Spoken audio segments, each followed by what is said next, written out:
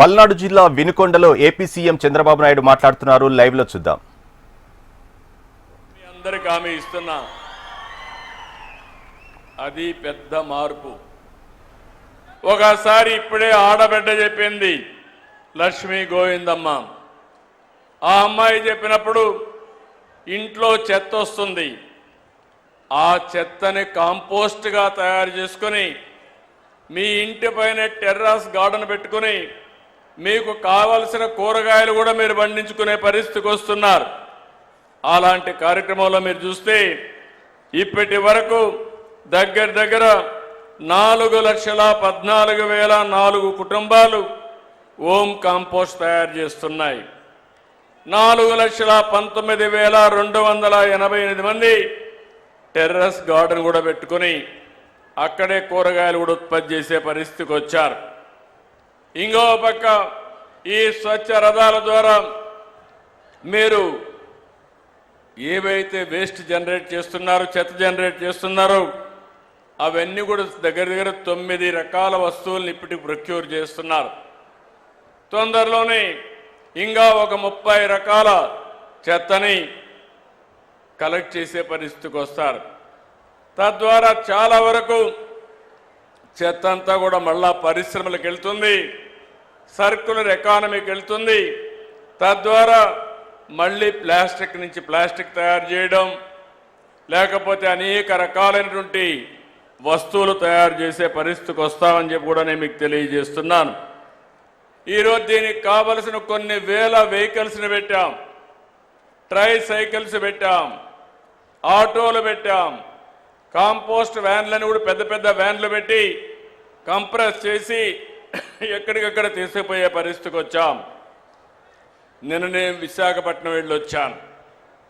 విశాఖపట్నంలో మీరు చూస్తే దగ్గర వేస్ట్ నుంచి కరెంటు తీస్తారు, చెత్త నుంచి కరెంటు తీస్తారు. ఆ రోజు నేను ముఖ్యమంత్రిగా ఉన్నప్పుడు పెడితే అన్ని నిలిపేసి 2 మాత్రం అడ్వాన్స్ స్టేజ్కి వస్తే ఒకటి గుంటూరు, 2 విశాఖపట్నం పనిచేస్తున్నాయి. ఇప్పుడు మళ్ళీ ఒక 5 ప్లాంట్లు పెడుతున్నాం. ఈ 5 ప్లాంట్లు పెడితే పట్టణ ప్రాంతాల్లో చెత్త అంతా కూడా ఈ యొక్క కరెంటు తయారు చేసే ప్లాంట్లకు వెళ్తాయి. అదే సమయంలో గ్రామీణ ప్రాంతాల్లో కూడా తడి చెత్త, పొడి చెత్త. నేను మిమ్మల్ని అందరినీ ఒకటే కోరుతున్నా, తడి చెత్తని కాంపోస్ట్గా తయారు చేసుకుంటాం, సెగ్రిగేట్ చేయాలి. అదే మరి పొడి చెత్తని 2 విధాలుగా కూడా సెపరేట్ చేసుకుంటాం. సర్క్యులర్ ఎకానమీ బయట సర్క్యులర్ ఎకానమీ పోతాయి, కొన్ని పనికి రాకపోతే కరెంటు ఉత్పత్తికి కానీ ఇంకొక విధంగా ఉపయోగించే పరిస్థితి వస్తాయని చెప్పి కూడా నేను మీకు తెలియజేస్తున్నా. ఇంకో పక్కన మీరు సింగిల్ యూజ్డ్ ప్లాస్టిక్ ఉంది, ఇది రాష్ట్రంలో బ్యాన్ చేశాం. మీరు ఒక్క విషయం ఆలోచించుకోవాలి, ఇలాంటి ప్లాస్టిక్ అంతా కూడా ఎక్కడంటే అక్కడ వేయడం, ఆ ప్లాస్టిక్ అంతా మన పశువులు తినడం, ఆవులు తినడం, తిన్న తర్వాత అవి ఆరోగ్యం పోవడం, కలుషితమైన పాలు మనకివ్వడం, ఆ నీళ్లు ఆ పాలు మనం తాగడం, దీని ద్వారా చాలా సమస్యలను సృష్టించుకునే పరిస్థితికి వచ్చాం. అందుకే నేను ఒకటే ఆలోచిస్తున్నాను, స్వచ్ఛ భారత్ రిపోర్ట్ నేనే ఇచ్చాను. ఈరోజు government of India Swachh Bharat report base చేసుకుని ఒక డిపార్ట్మెంట్ పెట్టి అన్ని రాష్ట్ర ప్రభుత్వాలకు డబ్బులు ఇచ్చి ఈ స్వచ్ఛ సేవా కార్యక్రమాలకు శ్రీకారం చుట్టారు. దీని మీద కొన్ని అవార్డ్స్ కూడా ఇచ్చే పరిస్థితికి వచ్చారు. ఈరోజు ఇంకొక పక్కన మీరు ఒకసారి చూస్తే, నేను మీ అందరిలో ఒక అలవాటు రావాలి. ఇది కష్టమైన పని కాదు, కానీ ఆలోచన విధానంలో మార్పు రావాలి, ఒక బాధ్యత తీసుకోవాలి. నేను చాలాసార్లు చెప్పాను, జపాన్కు పోతే అక్కడెక్కడా చెత్త కనపడదు, క్లీన్ చేసే స్వీపర్లు కనపడరు. కానీ ఎక్కడన్నా ఒక కాగితం పడితే ఆ కాగితాన్ని అక్కడ చూసిన వ్యక్తి తీసి పర్సులో పెట్టుకొని ఇంటికి పోయి చెత్త బుట్టలో వేసే వరకు దాన్ని తీసుకెళ్లే పరిస్థితికి వస్తారు. ఇది ఒక బాధ్యత. మనం అలాంటి బాధ్యత తీసుకోకపోతే ఈరోజు సమాజంలో ఎలాంటి సమస్యలు వస్తాయో మనమే చూస్తున్నాం. ఈరోజు మీరు ఒక్కసారి గుర్తుపెట్టుకోవాలి, మన ఆరోగ్యానికి దోమలు కూడా పెద్ద కారణం. కమ్యూనికబుల్ డిసీజెస్లో ఓసారి దోమ కుడితే మలేరియా వస్తుంది, లేకపోతే డెంగ్యూ వస్తుంది, జేఈ వస్తుంది. మనం మంచినీళ్ళు సరిగా తాగకపోతే, కలుషితమైన మంచినీళ్ళు తాగితే డయేరియా వస్తుంది, లేకపోతే జీఈ వస్తుంది. అనేక సమస్యలు వచ్చే పరిస్థితి వస్తూ ఉంది. నేను అందుకనే ఒకే విషయం ఆలోచించాను. మీరు ఇప్పటికే మార్పు చూసుంటారు. నేను ఒకటే చెప్తున్నాను, రాబోయే రోజుల్లో ఎన్డీఏ కూటమి ప్రభుత్వం ఈ రాష్ట్రంలో పెను మార్పులు తీసుకురావడానికి సిద్ధంగా ఉన్నామని మరొకసారి మీ అందరికీ హామీ ఇస్తున్నా. ఇప్పటికే నేను చెప్పాను, సూపర్ 6 అన్నాం, మీరే చూశారు. సూపర్ హిట్ చేశామా లేదా అని మిమ్మల్ని అడుగుతున్నాను. మొదలు తారీఖు వస్తే పేదల సేవలు ఇంటింటికి వస్తున్నాం. నేను కూడా తిరుగుతున్నా, ఎమ్మెల్యేలు తిరగమన్నాను. అంటే ప్రతి నెల మొదటి తారీఖు గుర్తుపెట్టుకోవాల్సిన వ్యక్తి, సమాజంలో అట్టడుగు నుండే వ్యక్తి, ఆ పేదవాడి సేవలో మనం ఉంటే మనం కూడా ఆలోచన విధానం మారుతుంది. ఈరోజు ఒక పెన్షన్ మీరు చూశారు, 4,000, 6,000, 10,000, 15,000 అవసరాన్ని బట్టి. భారతదేశంలో ఏ రాష్ట్రం కూడా దరిదాపుల్లో కూడా లేదు అలాంటి పెద్ద సంక్షేమ కార్యక్రమాన్ని ఇచ్చింది ఈ యొక్క ఎన్డీఏ ప్రభుత్వం ఆంధ్రప్రదేశ్ రాష్ట్రంలో. తల్లికి వందనం ఇచ్చాం. ఈరోజు మీరు చూశారు, ఎంతమంది పిల్లలుంటే అంతమందికి 15,000 మీ అకౌంట్లో వేసామా లేదా అని అడుగుతున్నా. అన్నదాత సుఖీభవ. నేను ఒకటే ఆలోచిస్తున్నా, ప్రతి ఎకరాకు నీళ్లు ఇవ్వాలని, రైతుకు గిట్టుబాటు ధర వచ్చే పంటలే వేయించాలని. ప్రజల్లో కూడా ఆహారపు అలవాట్లు మారిపోయినాయి, వాళ్ళకు అవసరమైన పంటలు పండించాలని చెప్పి ఆలోచిస్తున్నాం. దీనికోసం అగ్రి టెక్ తీసుకొచ్చాం, రైతుకు టెక్నాలజీ అలవాటు చేసే పరిస్థితికి వచ్చాం.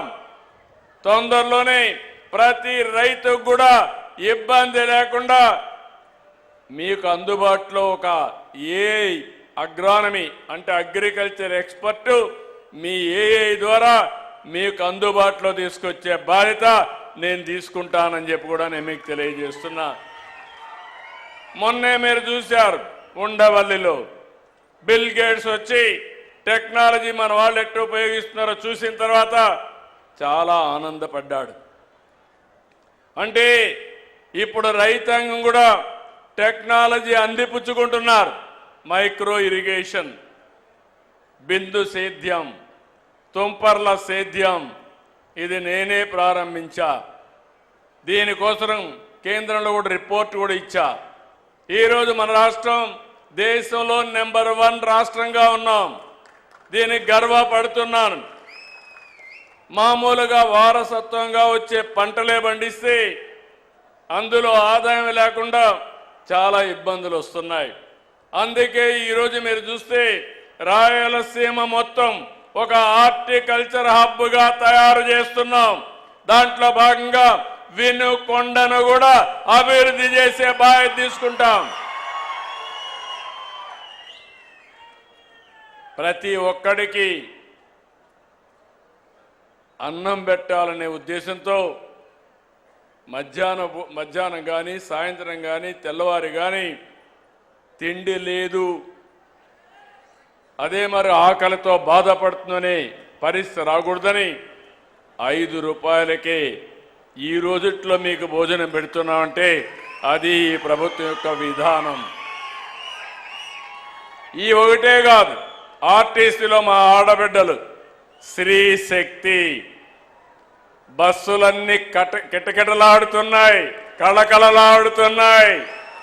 శ్రీ శక్తి ఏంటో నిరూపించే పరిస్థితికి మా ఆడబిడ్డలు వచ్చారు. దీనివల్ల ఆర్థిక పరిస్థితులు మారతాయి, మీకు కూడా బయట పోయే వెసులుబాటు నిండుగా వచ్చింది. దాన్ని చూసిన తర్వాత మీరు కూడా వ్యాపారవేత్తలుగా తయారు చేసే బాధ్యత నేను తీసుకుంటున్నాను. పోయిన మార్చిలో పెట్టాను 1,00,000 మంది ఎంఎస్ఎంఈ చిన్న చిన్న ఫ్యాక్టరీస్ పెట్టుకోమని చెప్పాం. ఈ సంవత్సరం ఒక 5 లక్షల మందిని మళ్ళీ ప్రమోట్ చేస్తాం. నేను పెట్టిన వ్యవస్థ డాక్రా సంఘాలు మహిళలు ఎప్పుడు నాకు అండగా ఉన్నారు. మీకు తోడుగా అండగా మీకు ఉంటానని మరొక్కసారి మీ అందరికీ హామీ ఇస్తున్నా. దీపం ఆ రోజు పెట్టాం. ఈరోజు 3 గ్యాస్ సిలిండర్లు కూడా ఇచ్చాం. నేను ఒకటే మీ అందరికీ విజ్ఞప్తి చేస్తున్నా. ప్రభుత్వం అనేది సంక్షేమ కార్యక్రమాల ద్వారా పేదవాళ్ళకు అండగా ఉంటాం. అందరి జీవితాల్లో వెలుగు తీసుకొస్తాం. అంతటితో ఆపడం లేదు. మీ ఆదాయాన్ని కూడా పెంచాలనుకుంటున్నాం. పేదవాడు శాశ్వతంగా పేదవాడిగానే మిగిలిపోకూడదు. మీ ఆదాయం పెరిగి మీరు కూడా మెరుగైన జీవన ప్రమాణాలు రావాలని ఈరోజు మీరు చూస్తే P4 కూడా తీసుకొచ్చాను. అంటే ఇప్పుడే ఆంజనేయులు గారు చెప్పారు, నేను కూడా 100 ఇళ్ళు దత్తత తీసుకున్నాను మా ట్రస్ట్ ద్వారా అని చెప్పి వారు చెప్పారు. వారిని అభినందిస్తున్నా. ఆ 100 ఇళ్ళు అందరితో సమానంగా పైకి తీసుకొచ్చే బాధ్యత మీది. ఏదో ఒకరోజు బట్టలు ఇచ్చేసి అయిపోదు.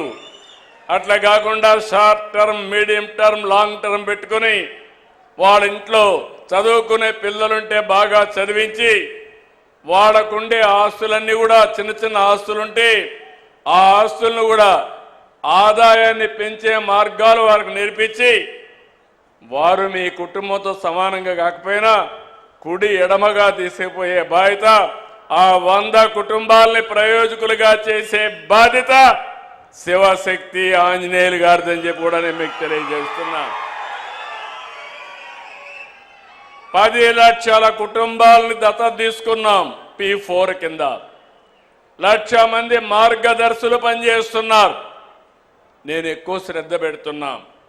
అట్టడుగు నుండే 20% బంగారు కుటుంబాలు, పై నుండి 10% మార్గదర్శులు. వీళ్ళిద్దరూ కలిసి అనునిత్యం పనిచేస్తే బంగారు కుటుంబాలు మార్గదర్శులు అవుతారు. కొంతమంది పై నుండే వాళ్ళ కిందికి వస్తారు.